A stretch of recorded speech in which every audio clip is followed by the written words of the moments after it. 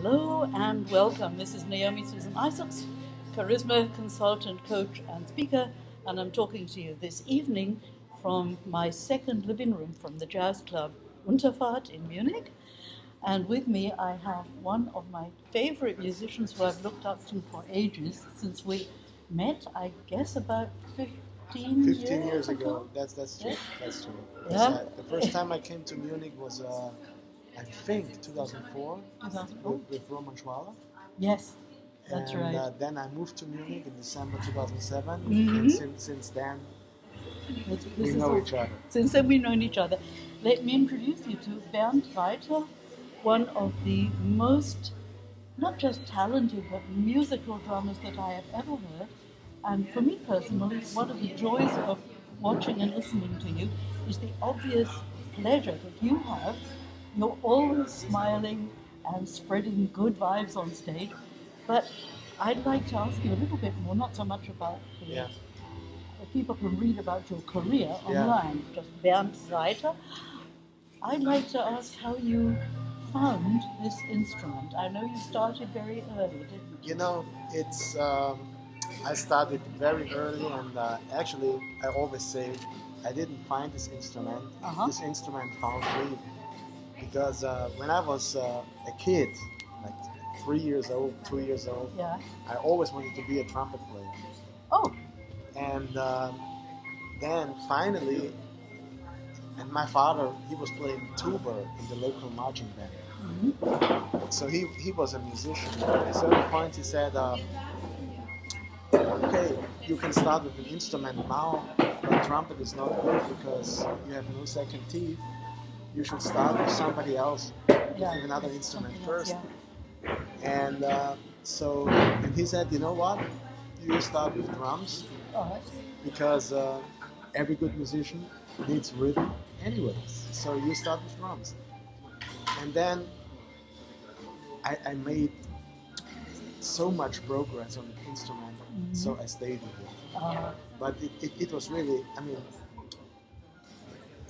up to the day, I love trumpet players, and I always have a very close connection to trumpet players. It's like drums, you know. It's the same thing about rhythm. And it's like saxophone is different because it's easier to play. You can play a lot of notes easily, but trumpet, you really have to think about every note, you know. And the same is actually with drums. I mean, you can play with it. I mean, you can play 5,000 notes, but at a certain point it just turns into noise. And I was never like making noise. That I have to say, and that's something that really impressed me. I remember a conversation we had some years ago, and I forget who the drummer was. We were both listening to a drummer, and I said something about his solo, whether you liked his solo. And I remember you said it's not so much about the solo, but about the accompanying the other instrumentalists. You know, that's really, for me, in a jazz band, as a bass player or a drummer, I mean, it's great if somebody can play a great solo, but it's not the important thing. The important thing is we are there to make everybody else in the band sound good. So if you can really accompany all the other musicians, that's what's important. And actually, that's also the reason why people call you. They don't call you because you can play 5 million notes. They call you because you make them feel good and you make them sound good. And that's the. I mean, for me, that's the function of drums in a jazz band. It's the same as the function of bass. You're not there as a soloist. You are there to make the whole thing round. To make other people feel good. So they have to feel good when they play with you. It's not like a drum show. You know? If you want to do a drum show, you play solo drums. But for this music, you know, you are there to support other people. I believe I've heard also Adam Nussbaum saying something fairly similar. I'm sure you and he have many things in common. I know he's another generation, but it really is this feeling of being in the background to to create a kind of an armchair. This is really funny that you say that. I first met him. I was 9 years old. Really? Because he gave a master class for my teacher at that time in the next city. Yeah. It was in Brugg an der Mur. He was just on tour and he was there, and he talked about all these things. And he talked about Louis Armstrong, like old musicians, and that's the different thing anyway. Nowadays everybody tries to be modern, and that's good, in a way. But first, you have to study and learn the history. If you do that, your playing is different. And I remember him. I mean, Adam is kind of a modern drummer, but he comes out of the tradition, and you can hear that. Yes. And you can hear that with your playing as well. Definitely, no, really, definitely. I'm always here when you play, if I can be. And one thing, you always bring really interesting musicians with you. They're not always famous, but usually there's one famous person, and the rest of the band, maybe we've never heard of them, but they are wonderful musicians. You spent, after your years in Munich, you then went to Paris for a while? Yeah. How was that for you? For me, Paris was great because Paris has a huge musician scene, and all the musicians from New York, they always come to play in Paris. Okay. So you can meet a lot of people, and for me, it's like, that's a funny thing. There is no real connection between the German and the French jazz scene, which is weird enough because there are so many great players here in Germany. You never see them on one festival in France, and otherwise it's the same. You never see like French musicians playing here, and for me, I always I try to play with French piano players here abroad, French bass players. It's like it's a different thing. Somehow there is no real connection, but for me it's great because I lived in Munich, and it's still my favorite city in the world. Really? Oh, how lovely. That means we won't lose you. No. Because now you've moved away from Paris again? I still have my apartment there. Yeah. And, for me, after doing all these concerts, I also realized the most important thing for me is family life. I mean, my parents in Austria, they are there, and I'm their only child, so they always miss me. Yes. So I try to go back there as much as I can. And it's also good for me because that's like my little village in Austria. It's the only place in the world where I can really relax and I don't have to do anything. It's very special, and it also has a special energy because there, I mean, in that village, nobody ever played jazz before. And for these people, I'm just like the little boy from that street, and it's different. That must be very relaxing for you. Yeah.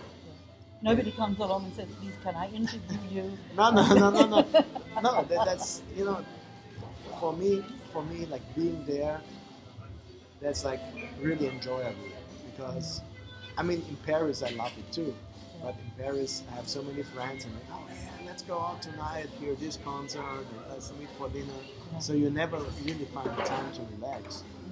And I mean, I play many concerts every year. So when you are at home, you need some freedom, and you need like everything has to be quiet for me. Yeah. So let me ask you something I hadn't even thought about, because I know you as a musician and as somebody that's always. You always seem to be in a good mood. I'm sure that you also have your troubles, as we all do, but one never sees it with you. But when you're not playing music or listening to music or composing or whatever you're doing with music, what do you like to do to relax? Do you have something which is completely different that you like to do? Well, if I don't play music, I mean, I can tell you, I'm a winter person, and I love skiing. Oh, okay. So, and that's very typical for an Austrian. Sure. But I mean, from my village, in 15 minutes you are on in a skiing area. And when I was like when I was at kindergarten, my father, he picked me up every day like at noon, and we went skiing for 3 hours. So I started skiing when I was 2. Oh wow! And I never hurt myself, so Really? I love skiing. Oh, wonderful. And So you have to get a lot of that in while the snow's still there. yeah. So for me, it's like that's very enjoyable. And also, of course, in summertime. Back then, when I was a kid, we went to the swimming pool every day in my city. Yeah. So I love swimming. I love skiing. Yeah. I love biking. And of course, now I like hiking in the mountains. I mean, no climbing, because that's not for me. But I like to go on different mountains. So very, very, very, very Austrian, basically. I just had a thought, which is that of all the instruments in a jazz band, drums is possibly the instrument which has most movement, physical movement involved, and whether there's any relation to that and your love for sporting activities, or if that's just me reading a lot of stuff into it.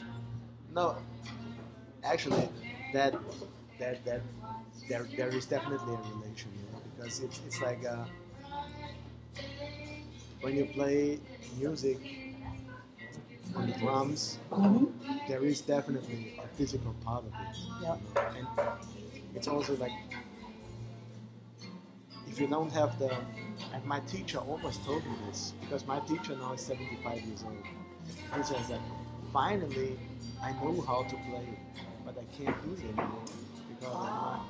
So it's I mean, I know, like, for me right now, like I'm close to 40, but I know for a musician, a drummer, that's kind of the best period, because you still have the physical ability to do it, and you also have some experience. And I mean, I know, of course, in 20 years I know more about this music because I played with even more people. Yeah. But like the physics won't be the same. And for drums, of course, it's a physical instrument. Absolutely. So it's absolutely. Yeah. Bernd, it's absolutely wonderful talking to you. Before we finish, is there one particular moment in your musical life which you remember as being pivotal, either where you realized something special or a certain moment where you were playing in a particular place or with a particular musician, that's something that you will remember and take with you and pass on to your children when you have them? Now I really have to think about it, because there were many beautiful moments. But I know one moment that definitely changed my life was when I met Don. Because it's like, and that was actually the second time I met him. The first time he was teaching in Graz, and I was like 23 years old. So for me, he was just like a huge star, and I was too shy to even talk to him. We're talking about Don Menzer, who's the saxophone player that Bernd will be playing with this evening, and with any luck, I'll get a chance to interview him as well. Yeah. Sorry to interrupt. No, that's so good. Who we're talking about. So for me, it's like the first time I met him, I was too scared, and then he came to the concert that I played with Roman Schwaller, and he played one tune with us, and it was, I was too young. It was very difficult. I mean, I couldn't do what he expected me to do. Yeah. And then I realized, okay, the next time I will be ready. And I didn't see him for 5 years. And then he was back in Europe for something, doing some gigs, whatever, and he called Renato Pico. Oh. And he called Renato to play with him organ and to hire a drummer. And Renato called me. So, and then from that moment on, we really became very close friends.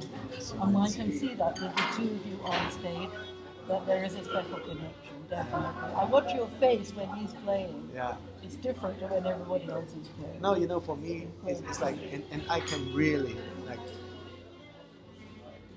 for every young musician should have this gift that I got, because it's like, if you find somebody who is really like a great player and like your mentor, if you find somebody like that, that's the biggest gift for a young musician you can have. And I mean, I will be always thankful for that, because we played so many times. And for me, I mean, he's my grandfather in music. That's just what he is. And Mentors, I think, are important for anybody that wants to grow. yeah, And I look forward very much to seeing you become a mentor for young musicians coming you out. know what? I'm sure you'll be very valuable. And as I start doing this, because it's not. That's also a responsibility that we have for this music, because you know, when you are like very young, you want to be like well known, you want to be famous, and you only think about yourself. But now I see the music, and I mean, I was very lucky to have the chance to play with many different musicians, and all this experience I got, I have to pass it on. You know? It shouldn't stay with me, because I have to, like 3 days ago, there was this young piano player from Stuttgart here, Bernd Reiter, very talented, great, he plays really great, and he always, you know, he sees me like a statue for this music, but you know, of course, for him, and I told him, you know, we will play together a lot. I'm like a mentor to him. He's like 25 years old, plays great, and in that age, in that music, you need somebody who helps you, like in the music and also business-wise, because it's not even that easy, you know, to get like some recognition, because everybody will be. That, I think, is the subject of a whole new interview, the business of music, because it's quite a complicated business, and many musicians are not business-minded at all. But I know you've toured with many famous musicians and up-and-coming. I'm so happy to hear that you're already mentoring. No, you know, it's I'm like happy. for me, this is like I didn't see that maybe till 2 years ago, but I realized it's like what I did for the last 15 years. I was lucky to do that, to meet different people and play with different people, and that's something you have to pass it on, because this music,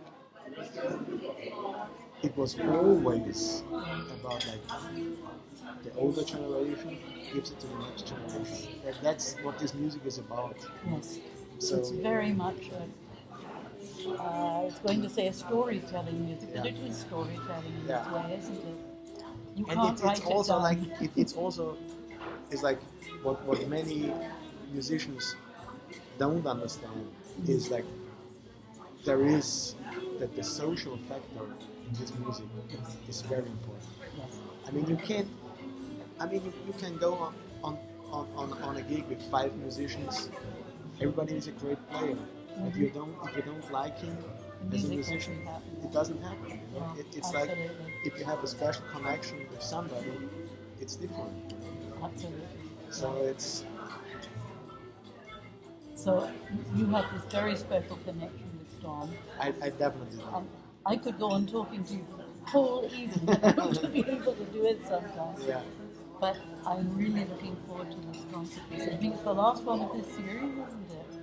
Of here in Munich. Yeah, that's the last one here in Munich. Tomorrow morning we have to drive to Annecy in France. Okay. We play at the festival with 4 tenor saxophones. Whoa. But dance music, originals that he wrote. Okay. And then we have 2 days off, then we go to Paris for 2 days, and then we have 2 more Big festivals. program. Yeah. So it's take care of Don. He's no longer young, Yeah. but he's amazing with energy, and You know, you backing him up. I always, we just talked about it with the trombone player, John Haslett. Yeah. And I said, and John said the same. He says he knows Don since 40 years, Oh. but he never played better than he does now. It's really Yes. incredible. It's really Yes. incredible because I mean, he could always play the saxophones incredibly good, but now he really has this. There is so There's an much. amazing depth. It's so depth. Yeah. This depth in his playing is and I mean for me, like yesterday, I made him play Body and Soul just in duo with the piano player. I wasn't here. And no, I will do it tonight too. And he looks at me like, yeah, no, you want to be the band leader. I said, no, Don, it's not like I want to be the band leader. People have to hear that because you are one of the last people on the whole planet who can do that. And I mean, for me, it's fine. I sit there and I listen to him playing Body and Soul. I don't even need to play drums. You know? It's like I love the music so much, and when I hear what he does there, it's Yeah. Bernd, I'm sure that's also the sign of a great musician, and I want to call you a great musician. Somebody who understands when he doesn't need to play, but to listen. Yeah. And I would love to make that maybe the end of this short conversation we had, if that's okay with you. Yeah. Is there any one thing that you would like to tell people, musicians or non-musicians, people that just like music? Well, you know, the only thing I can say is like there is so much beauty in this music, and the beauty only happens when you don't have to think about the music. You know? It's like, I mean, we could go up there and play like this arrangement, but the really beautiful music happens when everybody is comfortable and it just works. And I mean, I want to say this to young musicians. It's like, and you know, I can tell you, Joe Hyder told me this 20 years ago. It's like, because back then I was trying to find my way, and it's difficult because you can see like, oh, this guy plays there, this guy. Everybody has kind of more gigs than you do, and for a young musician that's difficult. But Joe told me one thing that I will never forget, and it is definitely important. He told me like, you know what? You don't even have to think about other people who have more success or have other things to do and they have maybe more contests than you. You only have to think about one thing. It's the music you play. And you have to play this music as good as possible. And if you do that, it will always take you somewhere. Wonderful. And it's true. Bernd Reiter, drummer, par excellence. Thank you so much. Thank you. It's been a great pleasure. My pleasure. Looking forward to the concert. Me too. Thanks. Wow.